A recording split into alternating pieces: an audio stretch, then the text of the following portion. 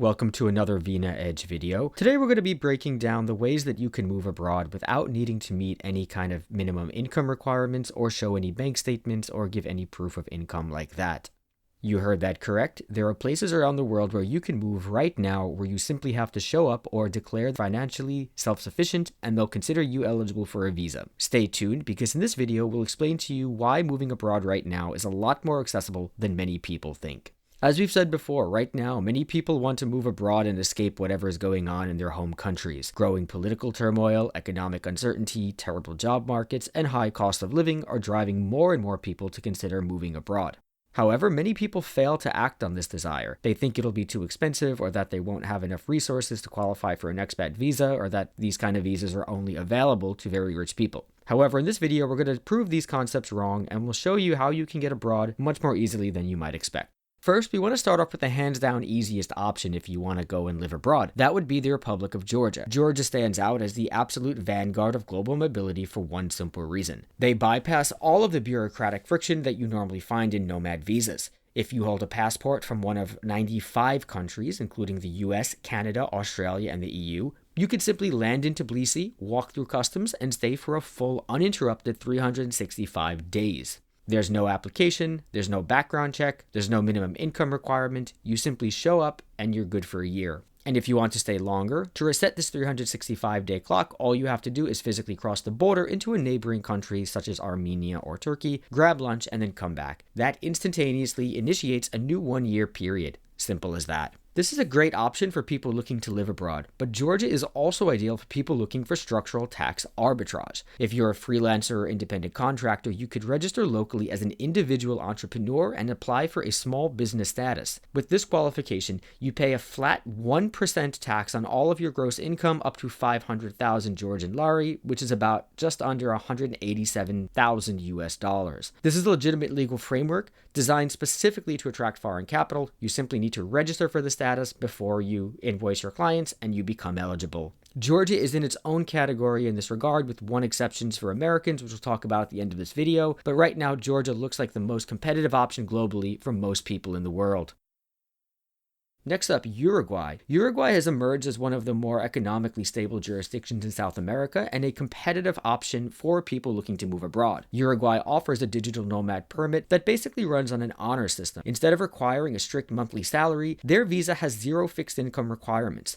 To get the visa, you simply fly in as a normal tourist, go to their government portal online, sign a sworn declaration that you could financially sustain yourself in the country, and then you're eligible for the visa. You are essentially making a legal promise to the government that you have enough money to support yourself. Now you might be wondering, okay, but how much do I actually need for this? Although the government doesn't set a legal minimum, local experts suggest that you should realistically have $1,500 to $2,000 US dollars a month to live comfortably in a city like Montevideo. But the beauty of this is that you don't have to prove this with a massive stack of papers. The application fee is also less than just $50 US dollars, making it very accessible. Finally, Uruguay has a territorial tax system. That means that money you make from foreign clients or foreign companies is completely tax-free locally. However, you'll officially become a tax resident if you stay for more than 183 days.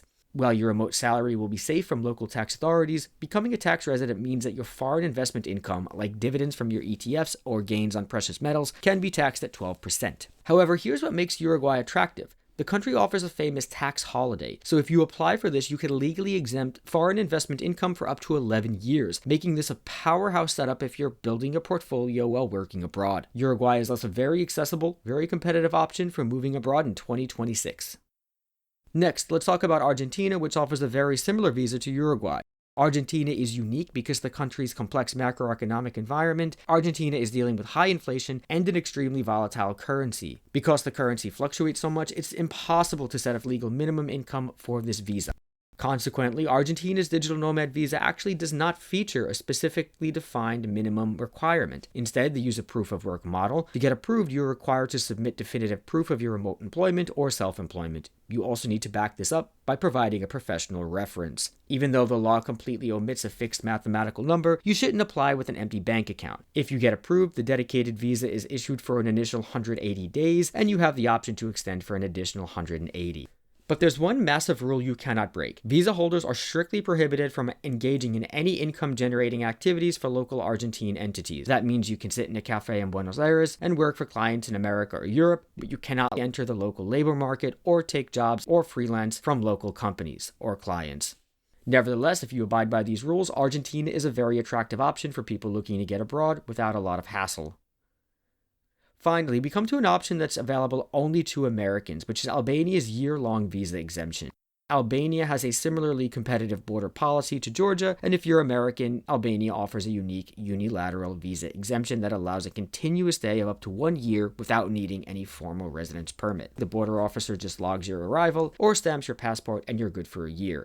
However, unlike Georgia, you cannot do a quick afternoon border run to restart the clock. Once your year is up, an American citizen must depart Albania and remain outside the country for at least 90 days before re-entering. Because Albania operates entirely outside of the constraints of the Schengen area, Tirana has become a critical strategic staging point for Americans navigating travel limits across the rest of Europe. So if you're an American and you're looking for an attractive place to stay that simply requires you to get off the plane and go, Albania is a pretty attractive option.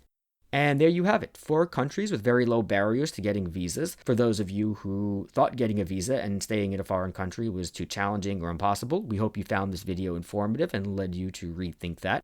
For citizens of many countries, Georgia's 365-day visa on arrival and Uruguay and Argentina's declaration are attractive options. And if you're American, Albania gives you a 1-year stay on arrival. So if you're looking for a place to move with relatively low barriers, why not consider one of these 4 countries in 2026?